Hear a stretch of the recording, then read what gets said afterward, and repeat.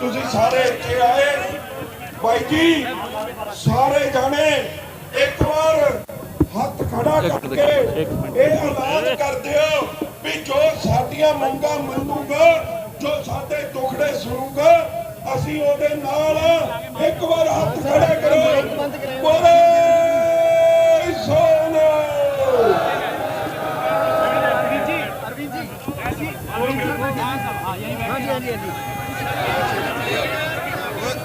एक गल ध्यान दे नाल सुनियो भाई जी 88 हो गई बाकी फाइनल लिस्ट कब तक आ जाएगी हो जाएगी एक बात है कि किसानों के साथ समझौता होने की संभावना है। अभी ऐसी कोई बात नहीं है, हमारी बात नहीं चल रही, हमारी उनसे अभी कोई बात नहीं चल रही। चंडीगढ़ में जो सीटों का हेर फेर रहा है मेयर की सीट से आपकी कांग्रेस सबसे बढ़त रही है आपकी, ऐसे माना जा रहा है कि आप किसी पार्टी के साथ अलायंस करोगे, ये है संभावना? देखो जी अभी तो जीते हैं, हाँ जी, पूरा चंडीगढ़ जीत का जश्न मना रहा है, जब मेयर की वोटिंग आएगी तो बताएंगे आपको। मोटा मोटा आपने पंजाब में क्या नोट किया, आपको क्या लगा कि सबसे बड़ी समस्या पंजाब में क्या है? पंजाब में सबसे बड़ी समस्या है सारी पार्टियों ने धोखा दिया अभी तक पिछले इतने सालों के अंदर मेरे ख्याल से 19 साल अकाली बादलों के परिवार की सरकार रही, 25 साल 26 साल शायद कांग्रेस की सरकार रही, दोनों पार्टियों ने धोखा दिया, लोग तंग आ चुके हैं। आम आदमी पार्टी को लोग मौका देने के मन बना चुके हैं। हमारा कहना है 5 साल हमें दे के देख लो, अगर अच्छा काम नहीं करे तो अगली बार निकालो। चुनाव डिले की जो चन्नी साहब वो इलेक्शन कमीशन बताएंगे। लास्ट में आप क्यों हो जाते हैं? चन्नी साहब तो आजकल कुछ भी बोल देते हैं। पिछली बार आपकी इतनी हवा दी, लास्ट में ऐसा क्या हो जाता है कि हवा निकल जाती है? ये सारे मिल गए, पिछली बार भी, इस बार हम ज्यादा मजबूती से मिले हुए हैं, सारे मिले हुए हैं। एक तरफ ये सारे पार्टियां हैं, बीजेपी, कांग्रेस, अकाली दल, अब तो कैप्टन साहब की भी पार्टी बन गई है, सारे एक तरफ और आम आदमी पार्टी एक तरफ। लेकिन इस बार हम लोग मजबूती से लाइनता भी तैयार है। नहीं कोई अभी हमारे किसके साथ, किसी भी पार्टी के नहीं, किसी पार्टी के साथ जल्दी कर देंगे, जल्दी चलो बोले पाउंदे ने ना होर करदे ने, कई बार नहीं साथ मिलदा फिर मजबूरी च भी काम करना पैंदा, आपदे लोकां नूं भी देखना पैंदा कि इन्हां दा काम चलाइए। जे इहदी जगह ते सिद्धा सरकारी तो हटवाई दा टेंडर ट्रक यूनियनां नूं मिले, जिवें हुण कल सुखबीर बादल जी दे कई बयान आए ने, जे उवें सारे काम हो जाण तां ना तां ट्रक्कां वाले कंपनी वालिਆਂ ਨੂੰ तंग कर सकदे ने, कंपनी वाले ट्रक्कां वालिਆਂ ਨੂੰ ਅੱਜ ਸੁਚਾਰੂ ਢੰਗ ਨਾਲ ਚੱਲੇ। ਜਦ ਕਿ ਕੋਈ ਕੰਪਨੀ ਵਾਲਿਆਂ ਦੀ ਕੋਈ ਪ੍ਰੋਬਲਮ ਨਹੀਂ, ਜਿਹੜੇ ਸਰਕਾਰੀ ਢੋਆ ਢਾਈ ਦੇ ਟੈਂਡਰ ਨੇ ਉਹ ਜਿਨ੍ਹਾਂ ਨੇ ਐਕਟੀ ਵੀ ਮੋਟੇ ਨੋਟ ਛਾਪੇ ਨੇ, ਕਈ ਜ਼ਿਲ੍ਹੇ ਵਿਕੇ ਨੇ, पूरा सानू पता नहीं, पर जिन्ना को पता लगे कि 2-2 करोड़ ਵਿੱਚ ਕੱਲਾ ਜ਼ਿਲ੍ਹਾ ਵੇਚਿਆ, 23 ਜ਼ਿਲ੍ਹੇ ਨੇ 46 ਕਰੋੜ ਰੁਪਇਆ ਹੋ ਗਿਆ। ਉਦੋਂ ਬਾਅਦ ਕਿਸਾਨ ਪੁੱਤੀ ਟਰਾਂਸਪੋਰਟ ਇਹ ਮੇਨ ਇਹਨਾਂ ਨੇ ਨੋਟਾਂ ਦੇ ਮਾਰਿਆਂ ਨੇ ਕੰਮ ਕਰਿਆ ਕਿ ਬਣਾਇਆ ਦਿੱਤਾ ਕਿ ਕੰਪਨੀ ਵਾਲੇ ਟਰੱਕ ਵਾਲਿਆਂ ਦੇ ਦੁਸ਼ਮਣ ਨੇ। ਇਹ ਜੀ ਕੋਈ ਗੱਲ ਨਹੀਂ ਹੈਗੀ। ਬਾਕੀ ਮੇਰੀ ਬੇਨਤੀ ਨੂੰ ਉਹਨਾਂ ਨੇ ਕਿਹਾ ਕਿ ਤੁਹਾਡੇ ਆਪਰੇਟਰਾਂ ਚ ਤੁਹਾਡੀ ਇਸ ਕਮੇਟੀ ਚ ਬੈਠ ਕੇ ਇਹਨਾਂ ਦੀ ਸਲਾਹ ਕਰਕੇ ਫਿਰ ਫੈਸਲਾ ਵਾਹਿਗੁਰੂ ਜੀ ਕੀ ਫਤਿਹ। ਟਰੱਕ ਜਿਹੜੇ ਪਾਤੜਾ ਆਪਣਾ ਜੱਥਾ ਲੈ ਕੇ ਪਹੁੰਚੇ ਹੈ, ਟਰੱਕ ਜਿਹੜੇ ਪਾਤੜ ਇੱਕ ਬਾਈ ਜੀ ਬੇਨਤੀ ਹੈ ਆ ਖੱਬੀ ਸਾਈਡ ਤੋਂ ਯਾਰ ਛੋਟੇ ਵੀਰ ਮੈਂ ਦੇਣਾ ਸੀ ਦੀ ਗੱਲ ਕਰਾਂ ਜੋ ਸਾਹਮਣੇ 12-1400 ਜੋ ਜਿੰਨੇ ਵੀ ਮੇਰੇ ਵੀਰ ਖੜੇ ਨੇ ਖੱਬੀ ਸਾਈਡ ਤੇ ਜਾਂ ਸੱਜੇ ਪਾਸੇ 700 ਦੇ ਸਾਹਮਣੇ ਗਰਾਊਂਡ ਚ ਆ ਜਾਓ। ਧੰਨਵਾਦ। ਇਸੇ ਤਰ੍ਹਾਂ ਤੁਸੀਂ ਦੇਖੋ ਨਿਗਾਹ ਮਾਰ ਲਿਓ, ਇਸ ਤੋਂ ਬਾਅਦ ਪੰਜਾਬ ਦੇ ਟਰਾਂਸਪੋਰਟਰ ਹੈ, ਪੰਜਾਬ ਦੇ ਟਰਾਂਸਪੋਰਟਰ ਹੋ ਗਿਆ, ਇਹ ਕੋਈ ਕਿਰਾਏ ਵਾਲੀ ਭੀੜ ਨਹੀਂ ਹੈਗੀ, ਇਹ ਦੁਖੀ ਲੋਕ ਆ। 134 ਉਹਨਾਂ ਦੇ ਲੋਕ ਸਾਰੇ ਪਿੱਛੇ ਆ ਕੇ ਬੈਠੇ ਆ, ਕਿਸੇ ਦਿਨ ਤੋਂ 100 ਬੰਦਾ ਆ, ਕਿਸੇ ਚੋਂ 50 ਆ, ਅੱਜ ਉਹਨਾਂ ਦਾ ਇਕੱਠ ਆ। ਅੱਜ ਪੰਜਾਬ ਦਾ ਟਰਾਂਸਪੋਰਟ ਦਰ ਕਰਕੇ ਇਹ ਰੋਂਦਾ ਫਿਰਦਾ ਸਰਕਾਰਾਂ ਨੂੰ। ਮੈਂ ਅੱਜ ਪੂਰੀ ਉਮੀਦ ਕਰਦਾ ਕਿ ਅਰਵਿੰਦ ਕੇਜਰੀਵਾਲ ਜੀ ਆਉਣਗੇ, ਭਗਵੰਤ ਮਾਨ ਆਉਣਗੇ, ਟਰੱਕ ਇਹਨਾਂ ਬਾਰੇ ਵਧੀਆ ਫੈਸਲਾ ਲੈ ਕੇ ਜਾਣਗੇ। ਇਹ ਵੀ ਪਾਤੜਾ ਕੋਲ ਅੰਮ੍ਰਿਤ ਸਾਹਿਬ ਮੈਂ ਤਾਂ ਅਰਵਿੰਦ ਕੇਜਰੀਵਾਲ ਜੀ ਨਾਲ ਰਾਏ ਕੀਤੀ ਸੀ ਭਗਵੰਤ ਮਾਨ ਨਾਲ ਕਿ ਪੰਜਾਬ ਦੇ ਲੋਕ ਚਾਹੁੰਦੇ ਆ ਕਿ ਅੱਜ ਇੰਡਸਟਰੀ ਦੀ ਵੀ ਬਹਾਲੀ ਹੋਵੇ, ਉਹਦੇ ਨਾਲ ਜਿਹੜੀਆਂ ਟਰੱਕੀਆਂ ਤੋੜਤੀਆਂ ਨੇ ਦੁਬਾਰਾ ਫਿਰ ਉਹਨਾਂ ਨੂੰ ਬਹਾਲ ਕੀਤਾ ਜਾਵੇ। ਸਾਡੀ ਹੱਕ ਬੇਨਤੀ ਵੀ ਹੈ ਔਰ ਮੈਂ ਪੰਜਾਬ ਦੇ ਆਵਾਮ ਨੂੰ ਇਹ ਬੇਨਤੀ ਕਰਨਾ ਚਾਹੁੰਦਾ ਕਿ ਅੱਜ ਭਾਰਤ ਦਾ ਉਹ ਆਗੂ ਸਾਡੇ ਕੋਲ ਆ ਰਿਹਾ, ਉਹਦੇ ਕਹਿਣ ਔਰ ਕਥਨ 'ਚ ਕੋਈ ਫਰਕ ਨਹੀਂ। ਉਹ ਟਰੱਕ ਨਾਲ ਬਹਾਲ ਕਰਕੇ ਇਹ ਸਿਸਟਮ ਜਿਹੜਾ ਆਪਣਾ ਚੱਲਦਾ ਆਇਆ, ਮਾੜੀਆਂ ਸਰਕਾਰਾਂ ਨੇ ਰੋਲਿਆ ਆਪਾਂ ਨੂੰ। ਦੇਖੋ ਟਰੱਕਾਂ ਦੀ ਓਵਰਲੋਡਿੰਗ ਬਹੁਤ ਮੰਗਦੇ ਆ ਬਾਈ, ਸੜਕਾਂ ਦੇ ਐਕਸੀਡੈਂਟ ਦਾ ਆਪਣਾ ਟਰੱਕ ਦੀ ਲਾਈਫ ਹੁੰਦੀ ਰਹਿ ਜਾਂਦੀ ਬੰਦ ਮੰਗਦੇ ਆ। ਕੋਈ ਬਾਹਲੀਆਂ ਨਜਾਇਜ਼ ਮੰਗਾਂ ਨਹੀਂ ਹੈਗੀਆਂ, ਜਾਇਜ਼ ਮੰਗਾਂ ਨੇਗੀਆਂ। ਇਹ ਬਸ ਸਰਕਾਰਾਂ ਦੀਆਂ ਨੀਤਾਂ ਮਾੜੀਆਂ ਨੇ ਜਿਹੜੀਆਂ ਲੜਾਈ ਹੈ। ਪਹਿਲਾਂ ਕਿਸਾਨ ਮਾਰ ਦਿੱਤੇ, ਹੁਣ ਟਰਾਂਸਪੋਰਟਰ ਮਾਰਦੇ। ਆਪਣਾ ਸਿਸਟਮ ਮੰਗਦੇ ਆ, ਕੰਮ ਕਰਕੇ ਸਟੰਟ ਕਰਨਾ ਵੀ ਪੈਸੇ ਮੰਗਦੇ ਆ ਆਪਾਂ। ਉਹ ਵੀ ਨਹੀਂ ਕਰਨ ਦਿੰਦੇ ਬਾਈ ਜੀ। ਆਪਣਾ ਸਾਰਾ ਰੋਜੀ ਰੋਟੀ ਖੋ ਕੇ ਮੇਰਾ ਸਭ ਤੋਂ ਪਹਿਲਾਂ 4-5 ਪੂੰਜੀਪਤੀਆਂ ਨੂੰ ਦੇਤੀ। ਉੱਥੇ ਨਹਿਰੀ ਪਾਣੀ ਦਾ ਪ੍ਰਬੰਧ ਹੋਣਾ ਤੇ ਚਾਹੀਦਾ। ਇਹ ਸਰਕਾਰ ਨੇ ਜ਼ਰੂਰ ਮੇਰੀ ਸਰਕਾਰ ਇਹ ਦੇਖੋ ਜੀ ਓਵਰਲੋਡ ਬੰਦ ਕਰਨਾ। ਅਸੀਂ ਮੰਗਦੇ ਆ ਵੀ ਓਵਰਲੋਡ ਬੰਦ ਕਰੋ। ਕੋਈ ਬਾਹਲੀ ਵੱਡੀ ਲੰਮੀ ਚੌੜੀ ਗੱਲ ਨਹੀਂ ਵੀ ਓਵਰਲੋਡ ਬੰਦ ਕਰਨਾ। ਕਿੰਨੇ ਸੜਕਾਂ ਦੇ ਹਾਦਸੇ ਹੁੰਦੇ ਨੇਗੇ, ਕਿੰਨੇ ਪਰਿਵਾਰਾਂ ਦੀਆਂ ਜਾਨਾਂ ਚਲੀਆਂ ਜਾਂਦੀਆਂ ਨੇਗੀਆਂ ਓਵਰਲੋਡ 'ਚ। ਕਰੋਨਾ ਜਿੱਥੇ ਮਾਰੂ ਸਾਬਤ ਹੋਇਆ ਉੱਥੇ ਆ ਸਭ ਤੋਂ ਵੱਡੀ ਖੁਸ਼ੀ ਦੀ ਗੱਲ ਵੀ ਹੈ ਕਿ ਕਰੋਨਾ ਕਰਕੇ 9 ਲੱਖ ਬੱਚਾ ਸਾਡਾ ਪੰਜਾਬ 'ਚੋਂ ਸਾਡਾ ਬਾਹਰ ਜਾਣਾ ਸੀ ਉਹ ਰੁਕ ਗਿਆ। ਆ ਸਾਡੀ ਸਰਕਾਰ ਆਉਣ ਵਾਲੀ ਹੈ। ਮੈਂ ਜ਼ਰੂਰ ਚਾਹਾਂਗਾ ਕਿ ਉਹੀ ਜਿਹੜੇ ਬੱਚੇ ਬਾਹਰ ਜਾਣੇ ਆ ਸਾਡੇ ਪੰਜਾਬ 'ਚ ਰਹਿਣ, ਇੱਥੇ ਦਾ ਭਿੱਖ ਬਣ। ਅੱਜ ਕੱਲ ਇਹਦੇ ਵਾਲੀ ਬੜੀ ਗੱਲ ਉੱਠ ਦੇਖੋ ਜੀ ਓਵਰਲੋਡ ਦੀ ਗੱਲ ਕਰ ਰਹੇ ਸੀ। ਸਰਕਾਰ ਨੂੰ ਇਹ ਲੰਮੇ ਸਮੇਂ ਤੋਂ 6 ਮਹੀਨੇ ਹੋ ਗਏ ਸਰਕਾਰ ਨੂੰ ਇਹ ਗੋਲੀਆਂ ਸਰਕਾਰਾਂ ਨੂੰ ਦੱਸ ਦੇ ਵੀ ਤੁਹਾਨੂੰ ਨਹੀਂ ਪਤਾ ਅਨਪੜ੍ਹ ਲੀਡਰੋ, ਸਾਥੋਂ ਪੁੱਛ ਲਓ ਇਹ ਓਵਰਲੋਡ ਕਿਵੇਂ ਬੰਦ ਹੋਊਗਾ। ਅਸੀਂ ਦੱਸਾਂਗੇ ਵੀ रखी है। ये मैं आपको यकीन से कह सकता हूँ, ये 8 भी मान लूं तब भी जिंदगी तो बहुत बड़ी है। अब 8 और आ जाएंगी अगले साल तक, है कि नहीं है? ऐसा तो है नहीं कि 8 के बाद बस स्वर्ग मिल जाएगा, ऐसा तो है नहीं। तो आपकी सारी मांगे एक कमेटी बनाएंगे, 10 से 15 लोगों की कमीशन बना देंगे। वो कमीशन जो जो बातें कहेगा समय समय पे परमानेंट कमीशन बना देंगे। आपकी जब भी जो भी समस्या आएगी वो समस्या वो कमीशन जो बोलेगा वो कमीशन सरकार के ऊपर लागू करना पड़ेगा। सरकार को ये बाध्य होगी सरकार लागू करने के लिए। आपकी सारी मांगे हम मानेंगे। हमें लड़ाई झगड़े किसी भी हालत में नहीं करने। आज सरकारें जानबूझ के इसको उससे लड़ाती हैं, उसको इससे लड़ाती हैं, इसको अपना वोट बैंक बनाती हैं, उसको अपना वोट बैंक बनाती हैं। ये राजनीति हमको नहीं आती। दिल्ली में भी मैंने इस किस्म की राजनीति नहीं करी।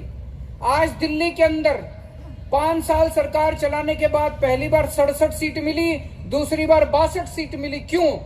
क्योंकि दिल्ली के लोगों का प्यार मिला है मेरे को। दिल्ली के लोग मेरे को प्यार करते हैं। दिल्ली के लोगों के मसले सुलझाए हैं मैंने। अच्छे स्कूल बनाए, अच्छे अस्पताल बनाए, अच्छी बिजली दी, अच्छा पानी दिया। पहले जो बीजेपी को वोट देते थे, दिल्ली को बीजेपी का गढ़ माना जाता था, जो बीजेपी को कांग्रेस को वोट देते थे, आज वो सारे के सारे आम आदमी पार्टी को वोट देते हैं। सारे पलट गए, सारी पार्टियां साफ हो गई, केवल आम आदमी पार्टी बची है। ऐसे ही एक मौका आप आम आदमी पार्टी को देख के देखो। यहाँ पे आपको यकीन दिलाता हूं अगली 5 साल के अंदर आपको कभी भी यहाँ धरने प्रदर्शन पे बैठना नहीं पड़ेगा। आपके साथ बैठ के लंच डिनर करेंगे हम लोग सचिवालय के अंदर। आप सब लोगों का बहुत बहुत शुक्रिया, इतना मान सम्मान आया। मैं आपका छोटा भाई बन के आया हूं। अभी मेरे को कहा जा रहा था कि ट्रांसपोर्टरों की 13 करोड़ वोट है, 20 लाख वोट है। मैं आपसे वोट मांगने नहीं आया। मैं आपके मसलों का समाधान कर पाऊं अगर, तो मैं अपने आप को सौभाग्यशाली समझूंगा। पुण्य का काम है। अगर किसी का रोजगार छिन रहा है, किसी की रोजी रोटी छिन रही है, किसी के घर का चूल्हा बंद हो रहा है, अगर मैं किसी के रोजगार वापस दिला सकूं तो ऊपर वाला हमारे साथ है। वोट तो अपने आप आ जाएंगे, वोट की चिंता हम नहीं करते।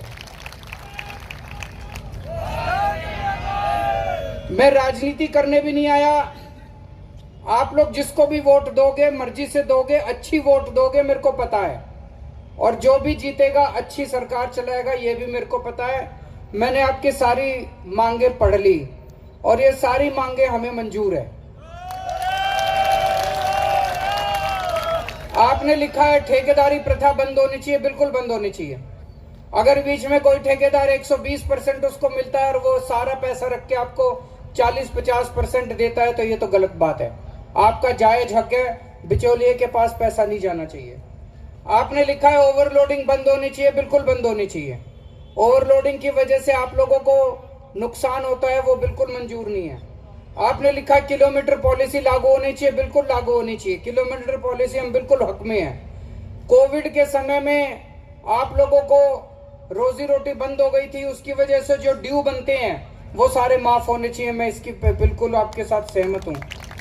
मुझे लगता है मोटे मोटे तौर पे सरकारों ने ऐसा सिस्टम बना दिया कि व्यापारी और ट्रक ऑपरेटर के बीच में तकरार है। हमें तकरार खत्म करनी है। व्यापारी की भी रोजी रोटी चलानी है, ट्रक वालों की भी रोजी रोटी चलानी है। व्यापारी की रोजी रोटी बंद हो जाएगी तो ट्रक वाले की भी रोजी रोटी बंद हो जाएगी। ट्रक वाले की रोजी रोटी बंद हो जाएगी तो व्यापारी की भी रोजी रोटी बंद हो जाएगी। हमें ऐसी व्यवस्था करनी है कि आप सब लोग खुशी से अपना अपना काम कर सकें, ट्रक वाले भी काम करें, व्यापारी भी काम करें। इसके बारे में जो आप लोगों की मांग है, जो सबसे जायज मांग मेरे को लगती है कि इसके बारे में एक ट्रांसपोर्ट पॉलिसी बनाई जाए। और ट्रांसपोर्ट पॉलिसी कोई नेता या अफसर अपने एसी कमरे में बैठ के ना बनाए। ट्रांसपोर्ट पॉलिसी ट्रांसपोर्टर बनाए। आप लोग ट्रांसपोर्टर लोग पॉलिसी बनाओ तो हमारी सरकार आएगी। एक जो सबसे बड़ा वादा मैं करके जा रहा हूं, आपकी यूनियनों में से, आपके लोगों में से, आपके आगुओं में से, आपके प्रधानों में से हम लोग चुन के 10 से 15 लोगों की एक कमेटी बना देंगे। वो कमेटी जो जो हमें बताएगी, जैसे जैसे मार्गदर्शन करेगी, आप आदेश करोगे, सरकार लागू करेगी। इससे बड़ी बात मैं नहीं कह सकता। मैं अपनी बात पहले उससे शुरू करना चाहूंगा कि जब 2013 में सबसे पहले दिल्ली में हमारी सरकार बनी थी, 49 दिन की सरकार। उस 49 दिन की सरकार में दिल्ली में भ्रष्टाचार कम नहीं हुआ था, खत्म हो गया था, बिल्कुल खत्म हो गया था भ्रष्टाचार 49 दिन की सरकार में। कैसे खत्म हुआ? आप लोगों को याद होगा, जैसे ही हमारी सरकार बनी, मैंने ऐलान किया था कि अगर कोई किसी से रिश्वत मांगे, कोई भी अफसर, तो मना मत करना। अपना मोबाइल फोन निकाल लेना, उसको रिकॉर्डिंग पे लगा लेना और वो रिकॉर्डिंग मेरे को भेज देना। मैंने अपना व्हाट्सएप नंबर जारी कर दिया। 49 दिन के अंदर मैंने 32 अफसर जेल भेजे थे।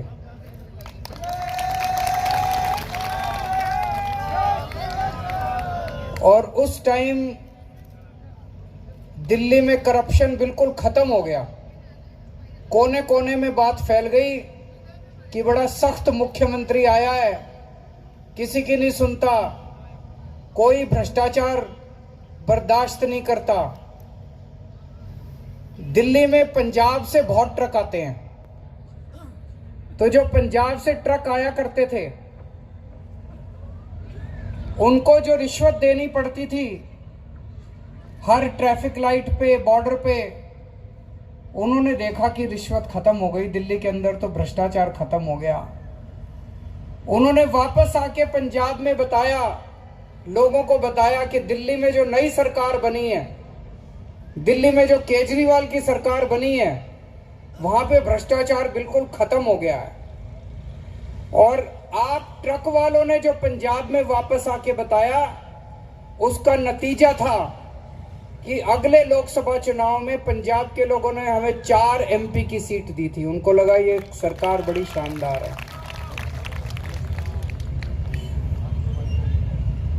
जैसे ही हमारी दोबारा सरकार बनी, तब तक केंद्र में मोदी जी आ चुके थे। मेरी एंटी करप्शन ब्रांच जो थी, उस एंटी करप्शन ब्रांच के जरिए, जिसके जरिए मैंने 32 अफसरों को जेल भेजा था, मोदी जी ने वो मेरी एंटी करप्शन ब्रांच छीन ली। आपको पता है दिल्ली सरकार के पास पूरी शक्तियां नहीं है, और हमारी सरकार की काफी सारी पावर छीन ली। अभी मुझे कुछ साथियों ने बताया कि बॉर्डर पे 5 नंबर वाले तंग करते हैं, और भी कई सारी समस्याएं हैं। मेरी पावर हो या ना हो, मैं तो सड़क का आदमी हूं। अन्ना आंदोलन से निकली हुई पार्टी है हमारी। हमें इनसे काम कराने के लिए पावर की जरूरत नहीं है, बिना पावर के इनसे काम करा लेते हैं हम लोग। तो मेरी आप लोगों से विनती है, आप में से कुछ लोग मेरे पास आ जाएं, दिल्ली आ जाएं। मैं अपने ट्रांसपोर्ट डिपार्टमेंट वालों को बुला लूंगा। जो भी आपको दिल्ली से संबंधित जो समस्याएं आती हैं, वो उसको वहीं मौके पे हम समाधान कर देंगे, उसकी चिंता मत करें।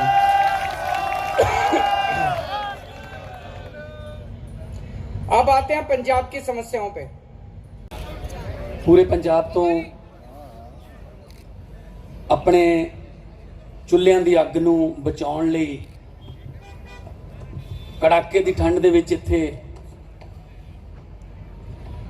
25 ਦਿਨਾਂ ਤੋਂ ਮੰਗਾਂ ਮਨਵਾਉਣ ਲਈ ਬੈਠੇ ਟਰੱਕ ਆਪਰੇਟਰਸ, ਉਹਨਾਂ ਦੇ ਪਰਿਵਾਰ, ਯੂਨੀਅਨਾਂ ਦੇ ਪ੍ਰਧਾਨ, ਜਿੰਨੇ ਵੀ ਤੁਸੀਂ ਇੱਥੇ ਸੰਘਰਸ਼ ਕਰ ਰਹੇ ਹੋ, ਸਭ ਤੋਂ ਪਹਿਲਾਂ ਮੈਂ ਤੁਹਾਡਾ ਧੰਨਵਾਦ ਕਰਦਾ ਕਿ ਤੁਸੀਂ ਸਾਨੂੰ ਇੱਥੇ ਬੁਲਾ ਕੇ ਬਕਾਇਦਾ ਤੌਰ ਤੇ ਆਪਣੀਆਂ ਮੰਗਾਂ ਦੱਸੀਆਂ ਨੇ। ਸਭ ਤੋਂ ਪਹਿਲਾਂ ਮੇਰੀ ਫਤਿਹ ਪ੍ਰਵਾਨ ਕਰ ਲਿਓ। ਵਾਹਿਗੁਰੂ ਜੀ ਕਾ ਖਾਲਸਾ, ਵਾਹਿਗੁਰੂ ਜੀ ਕੀ ਫਤਿਹ। ਭਾਈ ਸਾਹਿਬ ਕਹਿ ਰਹੇ ਸੀ ਕਿ ਚੰਨੀ ਨੇ ਸਾਨੂੰ ਆ ਕਿਹਾ, ਕੈਪਟਨ ਨੇ ਸਾਨੂੰ ਆ ਕਿਹਾ। ਮੈਂ ਦੱਸਣਾ ਚਾਹੁੰਦਾ, ਅਸੀਂ ਉਹ ਗੱਲ ਕਹਿੰਦੇ ਹੀ ਨਹੀਂ ਜਿਹੜੀ ਕਰ ਨਹੀਂ ਸਕਦੇ, ਤੇ ਉਹ ਗੱਲ ਕਰਦੇ ਆ ਜਿਹੜੀ ਗੱਲ ਕਹਿ ਦਿੱਤੀ ਹੋਵੇ। ਇਹ ਗੱਲ ਦਾ ਮੈਂ ਗਰੰਟੀ ਦਿੰਦਾ। ਘਰ ਘਰ ਰੋਜ਼ਗਾਰ ਦੇਣ ਦੀਆਂ ਗੱਲਾਂ ਕਰਕੇ ਨਵੇਂ ਰੋਜ਼ਗਾਰ ਤੱਕ ਹੀ ਦੇਣੇ ਸੀ, ਜਿਹੜੇ ਆਪ ਰੋਜ਼ਗਾਰ ਤੁਸੀਂ ਕਰਦੇ ਸੀ ਉਹ ਵੀ ਖੋਲੇ ਗਏ ਨੇ। ਮੇਰੇ ਕੋਲ ਬਹੁਤ ਸਾਰੇ ਟਰੱਕ ਯੂਨੀਅਨ ਦੇ ਪ੍ਰਧਾਨ, ਟਰੱਕਾਂ ਵਾਲੇ ਮਾਲਕ ਆਉਂਦੇ ਰਹਿੰਦੇ ਆ ਸੰਗਰੂਰ। ਮੈਂ ਬਹੁਤ ਵਾਰੀ ਬੋਲਿਆ ਵੀ ਹਾਂ ਰੈਲੀਆਂ ਤੇ। ਮੈਂ ਇੱਕ ਤੁਹਾਨੂੰ ਬੜੀ ਜਜ਼ਬਾਤੀ ਗੱਲ ਦੱਸਦਾ। ਇੱਕ ਪਿੰਡ ਦੇ ਵਿੱਚ ਮੈਂ ਚਲਾ ਗਿਆ ਰੈਲੀ ਕਰਨ। ਇੱਕ ਬਜ਼ੁਰਗ ਆਇਆ, ਉਹ ਕਹਿੰਦਾ ਪੁੱਤ ਮੈਂ ਤੈਨੂੰ ਘਰੇ ਲੈ ਕੇ ਜਾਣਾ ਹੈ, ਇੱਕ ਚੀਜ਼ ਦਿਖਾਉਣੀ ਹੈ। ਮੇਰੀ ਬਾਂਹ ਫੜੀ ਉਹਨੇ, ਕਿਉਂਕਿ ਅਸੀਂ ਤਾਂ ਆਮ ਤੁਹਾਡੇ ਚੋਂ ਹੀ ਆ, ਸਾਡੀ ਤਾਂ ਬਾਂਹ ਫੜ ਸਕਦੇ ਹੋ ਤੁਸੀਂ। ਬਾਂਹ ਫੜੀ ਤੇ ਘਰੇ ਲੈ ਗਿਆ। ਵੱਡਾ ਘਰ ਸੀਗਾ, ਇੱਕ ਟਰੱਕ ਇੱਧਰਲੀ ਕੰਧ ਨਾਲ ਖੜਾ, ਇੱਟਾਂ ਤੇ ਪੈਰ ਉਤਾਰ ਦਿੱਤੇ ਗਏ। ਇੱਕ ਟਰੱਕ ਇੱਧਰਲੀ ਕੰਧ ਨਾਲ ਖੜਾ ਤੇ ਇੱਕ ਟਰੱਕ ਤੋਂ ਦੂਜੇ ਟਰੱਕ ਤੱਕ ਰੱਸੀ ਨਾਲ ਕੱਪੜੇ ਟੰਗਣ ਵਾਲੀਆਂ ਤਣੀਆਂ ਬਣਾਈਆਂ ਹੋਈਆਂ ਸੀ। ਕਹਿੰਦਾ ਪੁੱਤ ਆ ਇੰਨੇ ਲੱਖਾਂ ਦਾ ਸਾਡਾ ਜਿਹੜਾ ਟਰੱਕ ਨੇ, ਇਹ ਕੱਪੜੇ ਸੁਕਾਉਣ ਵਾਲੀਆਂ ਤਣੀਆਂ ਬਣ ਕੇ ਰਹਿ ਗਏ। ਉਹਦੀਆਂ ਅੱਖਾਂ 'ਚੋਂ ਅੱਥਰੂ ਆ ਗਏ। ਸੋ ਸਰਕਾਰਾਂ ਹੁੰਦੀਆਂ ਨੇ ਰੋਜ਼ਗਾਰ ਦੇਣ ਵਾਸਤੇ, ਸਰਕਾਰਾਂ ਰੋਜ਼ਗਾਰ ਖੋਣ ਵਾਸਤੇ ਨਹੀਂ ਹੁੰਦੀਆਂ। ਜਿਸ ਤਰ੍ਹਾਂ ਹੁਣ ਦੱਸਿਆ ਗਿਆ ਹੈ ਠੇਕੇਦਾਰੀ ਸਿਸਟਮ ਜਾਂ ਜਿਹੜੀ ਲੁੱਟ ਹੁੰਦੀ ਹੈ, ਮੈਨੂੰ ਪਤਾ ਹੈ। ਮੈਂ ਤਾਂ ਬਹੁਤ ਜਦੋਂ ਜਾਂਦੇ ਆ, ਮੈਂ ਟਰੱਕਾਂ ਦੇ ਪਿੱਛੇ ਲਿਖਿਆ ਹੋਇਆ ਵੀ ਪੜ੍ਹਦਾ ਹੁੰਨਾ। ਬੜਾ ਕਈ ਵਾਰੀ ਦਰਦ ਭਰਿਆ ਵੀ ਲਿਖਿਆ ਹੁੰਦਾ ਹੈ ਕਿ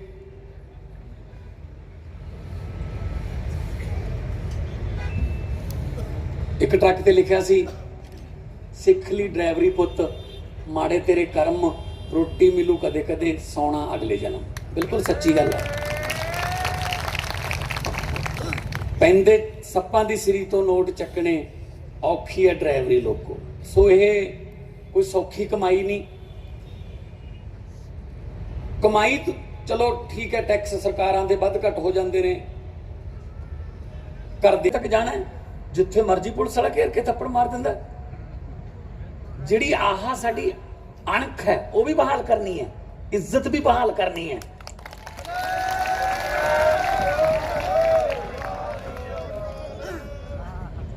ਮੇਰੇ 2-3 ਰਿਸ਼ਤੇਦਾਰ ਨੇ ਜਿਨ੍ਹਾਂ ਕੋਲ ਟਰੱਕ ਨੇ, ਮੈਨੂੰ ਸਾਰਾ ਕੁਝ ਪਤਾ ਹੈ।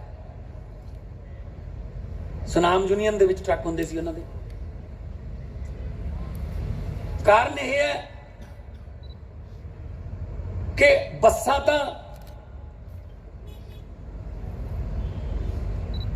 ਮਾਫੀਆ ਖਾ ਗਿਆ ਦੂਜਿਆਂ ਦਾ, ਫਿਰ ਕੈਪਟਨ ਸਾਹਿਬ ਨੇ ਆਉਣ ਸਾਰ ਟਰੱਕਾਂ ਦਾ ਮਾਫੀਆ ਖਾ ਲਿਆ। ਕਹਿੰਦਾ ਮੈਂ ਟਰੱਕ ਖਾਊਂਗਾ ਸਾਰੇ, ਉਹ ਟਰੱਕ ਖਾ ਗਿਆ। ਸੋ ਵੀਰੋ, ਮੈਂ ਨਹੀਂ ਕਹਿੰਦਾ ਕਿ ਵਪਾਰੀ ਨਾਲ ਤੁਹਾਡਾ ਕੋਈ ਝਗੜਾ ਹੋਵੇ, ਵਪਾਰੀ ਨੂੰ ਕੋਈ ਟਰੱਕ ਬੁਕਿੰਗ ਵਾਸਤੇ ਕੋਈ ਦਿੱਕਤ ਆਵੇ, ਮੈਨੂੰ ਪਤਾ ਮੈਂ ਆਪ ਪੁਕਾਰ 'ਚ ਜਾਂਦਾ ਰਿਹਾ। ਤੁਸੀਂ ਸ਼ਰਤ ਲਾ ਲਓ ਇਹਨੂੰ, ਜੇ ਪੁਕਾਰ ਪਤਾ ਹੋਵੇ ਕੀ ਹੁੰਦੀ ਹੈ। ਘੰਟੀ ਵੱਜ ਕੇ ਹੁੰਦੀ ਹੈ 2 ਵਜੇ, ਫਿਰ ਨੰਬਰ ਬੋਲੇ ਜਾਂਦੇ ਨੇ ਟਰੱਕਾਂ ਦੇ, ਫਿਰ ਇੱਕ ਕਹਿੰਦਾ ਮੈਂ ਜਾਊਂ ਜੀ, ਉਹਦਾ ਨਾਂ ਲਿਖ ਲਿਆ ਜਾਂਦਾ, ਦੱਸੋ ਵੀ ਇੱਥੋਂ ਮਾਲ ਚੱਕ ਲਾ, ਇੱਥੇ ਤੱਕ ਛੱਡ ਕੇ ਆਉਣਾ। ਸੋ ਵੀਰੋ, ਤੁਹਾਡੀਆਂ ਮੰਗਾਂ ਦੇ ਵਿੱਚ ਭ੍ਰਿਸ਼ਟਾਚਾਰ ਵੀ ਲਿਖਿਆ ਹੋਇਆ ਹੈ। ਇਸ ਗੱਲ ਦੀ ਗਾਰੰਟੀ ਲੈਂਦੇ ਆ ਕਿ ਜੇ ਇਮਾਨਦਾਰ ਸਰਕਾਰ ਆਊਗੀ, ਭ੍ਰਿਸ਼ਟਾਚਾਰ ਜਦੋਂ ਉੱਪਰੋਂ ਬੰਦ ਹੋ ਜਾਊਗਾ ਨਾ, ਥੱਲੇ ਤੱਕ ਫਿਰ ਭ੍ਰਿਸ਼ਟਾਚਾਰ ਕੋਈ ਕਰਨ ਦੀ ਹਿੰਮਤ ਨਹੀਂ ਕਰ ਸਕਦਾ।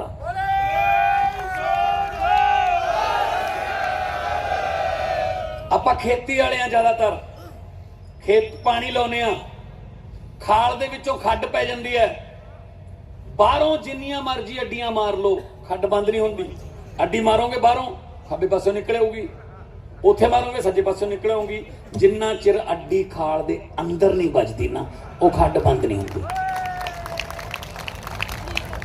ਖੱਡਾਂ ਤਾਂ ਆ ਬੈਠੀਆਂ ਨੇ ਚੰਡੀਗੜ੍ਹ, ਆਪਾਂ ਬਾਹਰਲੀਆਂ ਖੱਡਾਂ ਤੇ ਗਾਲਾਂ ਕੱਢੀ ਜਾਂਦੇ ਉਹਨਾਂ ਨੂੰ। ਉਹਨਾਂ ਦਾ ਕੀ ਕਸੂਰ ਹੈ? ਉਹਨਾਂ ਨੂੰ ਤਾਂ ਹਫ਼ਤੇ ਮਹੀਨੇ ਬੰਨੇ ਹੋਏ ਨੇ, ਇੱਥੇ ਆਉਂਦੇ ਆ ਸਾਰਾ ਕੁਝ। ਆਪਣਾ ਸੱਪਾਂ ਨਾਲ ਵਾਹ ਪੈਂਦਾ ਖੇਤਾਂ 'ਚ, ਸੱਪ ਜੇ ਟੱਕਰ ਜਾਂਦਾ ਹੈ ਤਾਂ ਕਿਹੜੇ ਪਾਸੇ ਡੰਡਾ ਮਾਰੇ ਤੇ ਮਰਦੇ, ਪੂਛ ਵਾਲੇ ਪਾਸੇ ਜਾਂ ਸਿਰ ਵਾਲੇ ਪਾਸੇ? ਜੇ ਪੂਛ ਵਾਲੇ ਪਾਸੇ ਮਾਰੋਗੇ ਹੋਰ ਭੂਸਰ ਜਾਂਦਾ ਉਹ। ਸਿਰੀਆਂ ਦੱਬਣੀਆਂ ਨੇ, ਸਿਰੀਆਂ। ਜਦੋਂ ਸਿਰੀਆਂ ਦੱਬੀਆਂ ਗਈਆਂ ਫੇਰ ਨਹੀਂ ਕੋਈ ਪ੍ਰੋਬਲਮ। ਸੋ ਵੀਰੋ, ਮੈਂ ਨਹੀਂ ਕਹਿੰਦਾ ਕਿ ਸਾਰੇ ਇਮਾਨਦਾਰ ਨੇ, ਮੈਂ ਨਹੀਂ ਕਹਿੰਦਾ ਸਾਰੇ ਪੰਜੇ ਉਂਗਲਾਂ ਕੁਝ ਨਹੀਂ ਹੁੰਦੀਆਂ, ਪਰ ਕਿਉਂਕਿ ਜਦੋਂ ਬੁਲਾਰੇ ਇੱਥੇ ਬੋਲ ਰਹੇ ਸੀ, ਕਿਉਂਕਿ ਹਿੱਸੇ ਜਾਂਦੇ ਨੇ ਟੈਚੀ ਕੇਸ ਜਿਹੜੇ ਤੁਸੀਂ ਕਹਿੰਦੇ ਹੋ, ਇਸ ਕਰਕੇ ਗੁਨਾਹ ਹੁੰਦਾ ਉਹ ਜਾ ਕੇ ਉੱਥੇ ਮੁੱਕ ਜਾਂਦਾ ਹੈ। ਸਾਡੇ ਜਿਨ੍ਹਾਂ ਨੂੰ ਅਸੀਂ ਚੁਣ ਕੇ ਭੇਜਦੇ ਹਾਂ, ਜਦੋਂ ਚੁੱਲ੍ਹਿਆਂ ਦੀ ਅੱਗ ਬੁਝਦੀ ਹੋਵੇ ਤੇ ਸਿਵਿਆਂ ਦੀ ਅੱਗ ਦੀਆਂ ਲਾਟਾਂ ਉੱਚੀਆਂ ਹੁੰਦੀਆਂ ਹੋਣ ਜਿਹੜੇ ਸੂਬੇ 'ਚ ਜਾਂ ਜਿਹੜੇ ਦੇਸ਼ 'ਚ, ਇਹ ਨਿਕੰਮੇ ਹਾਕਮਾਂ ਦੀ ਤੇ ਨਿਕੰਮੀਆਂ ਸਰਕਾਰਾਂ ਦੀ ਨਿਸ਼ਾਨੀ ਹੁੰਦੀ ਹੈ ਜੀ। ਅੱਜ ਪੰਜਾਬ 'ਚ ਇਹ ਹੋ ਰਿਹਾ ਹੈ। ਤੁਸੀਂ ਇੱਥੇ ਕਾਹਦੇ ਵਾਸਤੇ? ਕੋਈ ਫੋਟੋ ਖਿਚਾਉਣ ਤਾਂ ਨਹੀਂ ਆਏ ਨਾ, ਕੋਈ ਟੈਲੀਵਿਜ਼ਨ ਤੇ ਕੋਈ ਭਾਸ਼ਣ ਸਪੀਚ ਦੇਣ ਤਾਂ ਨਹੀਂ ਆਏ ਨਾ, ਤੁਸੀਂ ਆਪਦੇ ਮੰਗਾਂ ਵਾਸਤੇ ਆਏ। ਹਰ ਬੰਦਾ ਪੰਜਾਬ 'ਚ ਸੜਕਾਂ ਤੇ ਹੈ, ਆਸ਼ਾ ਵਰਕਰਾਂ, ਆਂਗਣਵਾੜੀ ਵਾਲੇ, ਟੀਚਰ ਟੈਂਕੀਆਂ ਤੇ ਚੜੇ ਬੈਠੇ ਆ, ਉਹ ਐਜੂਕੇਸ਼ਨ ਬੋਰਡ ਮੂਹਰੇ ਟੀਚਰ ਬੈਠੇ ਆ, ਜਿੱਥੇ ਮਰਜ਼ੀ ਚੱਲ ਜਾਓ ਧਰਨੇ ਚੱਲ ਰਹੇ ਨੇ। ਇਹਦਾ ਮਤਲਬ ਇਹ ਕਿ ਵਾਅਦੇ ਬਹੁਤ ਜ਼ਿਆਦਾ ਕਰ ਲਏ, ਸਾਡੀਆਂ ਉਮੀਦਾਂ ਜਿਹੜੀਆਂ ਨੇ ਉਹ ਵਧਾਤੀਆਂ ਤੇ ਬਾਅਦ ਚ ਪੂਰੀਆਂ ਕੀਤੀਆਂ ਨਹੀਂ।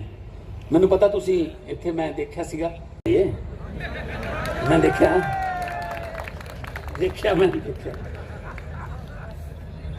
ਸੋ ਉਹੀ ਕੈਪਟਨ ਜਦੋਂ ਇੱਥੋਂ ਦੀ ਲੰਘਦਾ ਤਾਂ ਮੈਂ ਸਮਝ ਨਹੀਂ ਆਉਂਦੀ ਉਹ ਕਿਹੜੇ ਮੂੰਹ ਨਾਲ ਇੱਥੋਂ ਦੀ ਲੰਘ ਜਾਂਦਾ ਹੋਊਗਾ। ਉਹਨੂੰ ਦਰਦ ਨਹੀਂ ਹੁੰਦਾ। ਸ਼ੀਸ਼ਿਆਂ ਉੱਤੇ ਧੂੜਾਂ ਜੰਮੀਆਂ, ਕੰਧਾਂ ਝਾੜੀ ਜਾਂਦੇ ਨੇ, ਗਰੀਬੀਆਂ ਵਿਹੜੇ ਬਸਤੀਆਂ 'ਚ ਰਹਿੰਦੀਆਂ ਨੇ, ਸਬਸਿਡੀਆਂ ਵੱਡਿਆਂ ਨੂੰ, ਉਦਯੋਗਪਤੀਆਂ ਨੂੰ। ਸ਼ੀਸ਼ਿਆਂ ਉੱਤੇ ਧੂੜਾਂ ਜੰਮੀਆਂ, ਕੰਧਾਂ ਝਾੜੀ ਜਾਂਦੇ ਨੇ, ਜਿਲਦਾਂ ਸਾਂਭੀ ਜਾਂਦੇ ਨੇ, ਵਰਕੇ ਪਾੜੀ ਜਾਂਦੇ ਨੇ। ਜਿਉਂਦਿਆਂ ਦੇ ਗੱਲ ਲੀਰਾ ਲਮਕਣ ਕੋਈ ਪੁੱਛਦਾ ਨਹੀਂ, ਮਰਿਆਂ ਉੱਤੇ ਤਿੱਲੇ ਜੜੀਆਂ ਚਾਦਰਾਂ ਚਾੜੀ ਜਾਂਦੇ ਨੇ। ਓਏ ਉਹਨਾਂ ਦੇ ਵੀ ਤੁਸੀਂ ਮੁੱਖ ਮੰਤਰੀ, ਉਪ ਮੁੱਖ ਮੰਤਰੀਓ ਦੱਸੋ, ਜਿਹੜੇ ਦੀਵਾਲੀ ਵਾਲੇ ਦਿਨ ਵੀ ਦਿਹਾੜੀ ਜਾਂਦੇ ਨੇ। ਟਰੱਕ ਆਪਰੇਟਰ ਦੀ ਦੀਵਾਲੀ ਪਤਾ ਨਹੀਂ ਕਿੱਥੇ ਸੜਕ ਤੇ ਮਨਾਈ ਜਾਂਦੀ ਹੈ, ਕਿਤੇ ਨਾ ਕਿਤੇ। ਠੀਕ ਹੈ ਨਾ? ਸੋ ਵੀਰੋ, ਤੁਹਾਡੇ ਦਰਦਾਂ ਨੂੰ ਜਾਣਦੇ ਆ, ਸਾਰਾ ਕੁਝ ਕੇਜਰੀਵਾਲ ਸਾਹਿਬ ਨੇ ਨੋਟ ਕਰ ਲਿਆ। ਕੁਝ ਗੱਲਾਂ ਉਹ ਆਪਦੇ ਭਾਸ਼ਣ 'ਚ ਦੱਸ ਵੀ ਦੇਣਗੇ। ਅਸੀਂ ਪੂਰਾ ਜਦੋਂ ਮੈਨੀਫੈਸਟੋ ਦੇ ਵਿੱਚ ਜ਼ਿਕਰ ਕਰਾਂਗੇ ਤਾਂ ਤੁਹਾਡੀਆਂ ਮੰਗਾਂ ਦਾ ਪੂਰਾ ਐਨਾਲਿਸਿਸ ਲੈ ਕੇ, ਤੁਹਾਡੇ ਹੱਕ ਦਾ ਐਨਾਲਿਸਿਸ ਲੈ ਕੇ ਕਰਾਂਗੇ। ਕਿਸੇ ਨਾਲ ਲੜਾਉਣਾ ਨਹੀਂ ਤੁਹਾਨੂੰ ਕਿ ਇਹਦੇ ਨਾਲ ਤੁਸੀਂ ਇੱਥੇ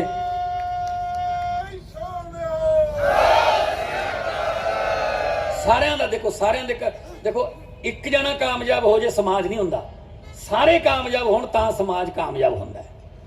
ਆਪਾਂ ਕਿਸੇ ਹੋਰ ਦੀ ਚੁੱਲ੍ਹੇ ਦੀ ਅੱਗ ਨਹੀਂ ਬੁਝਾਉਣੀ, ਆਪਾਂ ਸਗੋਂ ਰੋਜ਼ਗਾਰ ਦੇਣਾ ਹੈ, ਰੋਜ਼ਗਾਰ ਦੇਣਾ ਹੈ ਹੋਰ ਨੂੰ ਕਿ ਉਹਨਾਂ ਦੇ ਚੁੱਲ੍ਹੇ 'ਚ ਵੀ ਅੱਗ ਬਲੇ। ਕਿੰਨੇ ਪੈਂਚਰਾਂ ਦੀਆਂ ਦੁਕਾਨਾਂ ਨੇ, ਕਿੰਨੇ ਰੰਗ ਵਾਲੇ ਨੇ, ਕਿੰਨੇ ਸਪੇਅਰ ਪਾਰਟ ਵਾਲੇ ਨੇ, ਕਿੰਨੇ ਡਿਪੈਂਡੈਂਟ ਨੇ। ਐਂ ਖੇਤੀ ਤੇ ਸੀਗਾ ਇਹ ਮੈਂ ਉੱਥੇ ਬੋਲਿਆ ਸੀਗਾ ਪਾਰਲੀਮੈਂਟ 'ਚ, ਮੈਂ ਕਿਹਾ ਖੇਤੀ ਦੇ ਕਾਨੂੰਨ ਕਿਉਂ ਕਹਿੰਦੇ ਤੁਸੀਂ ਨੂੰ ਵੀ ਕਿਸਾਨਾਂ ਦੇ ਕਾਨੂੰਨ ਨੇ। ਉਹ ਕਿਸਾਨ ਤਾਂ ਗਿਆ ਤੇ ਨਾਲ ਮੰਡੀ 'ਚ ਆੜਤੀਏ ਮੁਨੀਮ ਹੋ ਗਏ, ਲੇਬਰ ਹੋ ਗਈ, ਜਿਹੜੇ ਮੰਡੀਆਂ 'ਚ ਰੇੜੀਆਂ ਲਾਉਂਦੇ ਨੇ ਚਾਹ ਦੀ ਜਾਂ ਕੋਈ ਹੋਰ ਹੋ ਗਏ, ਸਪੇਅਰ ਪਾਰਟ ਵਾਲਾ ਗਿਆ। ਕਿਉਂਕਿ ਆ ਜਿਹੜੇ ਛੋਟੇ ਸਪੇਅਰ ਪਾਰਟ ਵਾਲੇ ਨੇ ਇਹਨਾਂ ਤੋਂ ਤਾਂ ਬੈਰਿੰਗ ਲੈਣ ਨਹੀਂ ਆਉਂਦੇ, ਉਹ ਅੰਬਾਨੀ ਅਡਾਨੀ ਉਹਨਾਂ ਦਾ ਆਪਦੇ ਟਰੈਕਟਰ ਆਉਣਗੇ, ਇਹਨਾਂ ਤੋਂ ਸਰਬੋ ਦਾ ਗਰੀਸ ਨਹੀਂ ਲੈਂਦੇ ਉਹ। ਹਾਂ ਸੋ ਵੀਰੋ ਉਹ ਗਏ, ਦਾਤੀਆਂ ਕਈਆਂ ਵਾਲੇ ਗਏ। ਜੇ ਜੇਬ 'ਚ ਪੈਸੇ ਹੀ ਹੈ ਨਹੀਂ ਤਾਂ ਫਿਰ ਦੁਕਾਨਦਾਰ ਜਿਹੜਾ ਬਾਜ਼ਾਰ ਹੈ ਉਹ ਵੀ ਸੁੰਨਾ ਹੋ ਜਾਊਗਾ। ਸੋ ਸਾਰਾ ਕੁਝ ਜੁੜਿਆ ਹੋਇਆ ਹੈ ਇਹ ਨਾਲ। ਇਹ ਕਿਸੇ ਇੱਕ ਵਰਗ ਦੀ ਮੰਗ ਨਹੀਂ ਹੋਈ, ਇੱਕ ਵਰਗ ਦੇ ਵਿਰੁੱਧ ਕਾਨੂੰਨ ਨਹੀਂ ਹੈਗਾ। ਸੋ ਇਸ ਕਰਕੇ ਵੀਰੋ ਤੁਹਾਡੇ ਕੋਲੇ ਆਇਆ ਕਿ ਤੁਹਾਡੇ ਵਰਗੇ ਆ, ਔਰ ਸਾਰੀਆਂ ਗੱਲਾਂ ਜਿਹੜੀਆਂ ਵੀ ਤੁਹਾਡੀਆਂ ਮੰਗਾਂ ਨੇ ਸਾਰੀਆਂ ਨੋਟ ਕਰ ਲਈਆਂ। ਚਾਹੇ ਠੇਕੇਦਾਰੀ ਸਿਸਟਮ ਹੈ, ਚਾਹੇ ਓਵਰਲੋਡਿੰਗ ਹੈ, ਚਾਹੇ ਭ੍ਰਿਸ਼ਟਾਚਾਰ ਹੈ, ਚਾਹੇ ਕਿਲੋਮੀਟਰ ਸਕੀਮ ਹੈ। ਦਿੱਲੀ ਦੀ ਜਿੱਥੇ ਤੱਕ ਗੱਲ ਹੈ ਸੀਐਮ ਸਾਹਿਬ ਦੱਸ ਦੇਣਗੇ, ਦਿੱਲੀ ਦੀ ਪੁਲਿਸ ਸਾਡੇ ਅੰਡਰ ਯਾਦ ਰੱਖਿਓ ਅੱਜ ਭਾਰਤ ਦਾ ਹੀਰਾ ਤੁਹਾਡੇ ਕੋਲੇ ਆਇਆ, ਤੁਹਾਡੇ ਦਰਬਾਰ 'ਚ ਰੋਸ ਧਰਨੇ 'ਚ ਆਇਆ। ਮੈਂ ਸਲੂਟ ਕਰਦਾ ਆਪਣੇ ਪਾਰਟੀ ਦੇ ਪ੍ਰਧਾਨ ਮੇਰੇ ਛੋਟੇ ਵੀਰ ਭਗਵੰਤ ਮਾਨ ਤੇ ਆਪਣੇ ਦੇਸ਼ ਦੇ ਆਉਣ ਵਾਲੇ ਪ੍ਰਧਾਨ ਮੰਤਰੀ ਔਰ ਦੇਸ਼ ਦੇ ਮਸੀਹਾ। ਅੱਜ ਉਹ ਇਨਸਾਨ ਜਿਹਦੀ ਕਲਮ 'ਚ ਜਾਨ ਹੈ, ਮੈਨੂੰ ਉਮੀਦ ਹੈ ਕਿ ਅਸੀਂ ਥੋੜੇ 5 ਮਿੰਟਾਂ ਬਾਅਦ ਹੀ ਇਸ ਵਾਰ ਨਵਾਂ ਸਾਲ ਤੇ ਦੀਵਾਲੀ ਇਕੱਠੇ ਮਨਾਵਾਂਗੇ। ਧੰਨਵਾਦ, ਸਤਿ ਸ਼੍ਰੀ ਅਕਾਲ। ਕੇਜਰੀਵਾਲ ਸਾਹਿਬ, ਭਾਰਤ ਦੇਖ ਰਿਹਾ ਕੁਝ, ਆ ਪੰਜਾਬੀ ਲੋਕ ਮਰ ਮਿਟਦੇ ਆ, ਤੁਸੀਂ ਇੱਕ ਵਾਰੀ ਹਾਮੀ ਭਰ ਕੇ ਦੇਖਿਓ, ਇਹ ਪੂਜਾ ਕਰਨਗੇ ਤੁਹਾਡੇ ਲੋਕ। ਸਤਿ ਸ਼੍ਰੀ ਅਕਾਲ, ਧੰਨਵਾਦ। ਜੈ ਜਨਤਾ, ਜੈ ਕਿਸਾਨ, ਆਵਾਮ, ਆਵਾਜ਼ ਦਿਓ, ਆਵਾਜ਼ ਦਿਓ। ਵਾਹਿਗੁਰੂ ਜੀ ਕਾ ਖਾਲਸਾ, ਵਾਹਿਗੁਰੂ ਜੀ ਕੀ ਫਤਿਹ।